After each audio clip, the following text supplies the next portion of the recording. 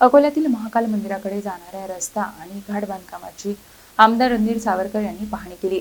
शिवभक्तांच्या सुविधा आणि आगामी गणेशोत्सवाच्या तयारीबाबत संबंधित विभागांना आवश्यक सूचना देण्यात आल्या। अकोल्यातील गांधीग्राम परिसरातील महाकाल मंदिराकडे जाणारा रस्ता आणि घाट बांधकामाच्या कामाची आमदार रणधीर सावरकर यांनी प्रत्यक्ष पाहणी केली। खासदार अनुप धोत्रे यांच्या प्रयत्नातून मंजूर झालेल्या 1,41,00,000 रुपयांच्या निधीतून हे काम हाती घेण्यात आले आहे। यावेळी शिवभक्तांना कोणत्याही प्रकारची अडचण येऊ नये यासाठी संबंधित विभागांनी सर्व कामे वेळेत पूर्ण करावीत अशा सूचना आमदार सावरकर यांनी दिल्या। आगामी गणेशोत्सवाच्या पार्श्वभूमीवर विसर्जन मार्ग, शहरातील गणेश मंडळाकडे जाणारे रस्ते, वीज, पाणी, स्वच्छता आणि आरोग्य सुविधांचाही त्यांनी आढावा घेतला।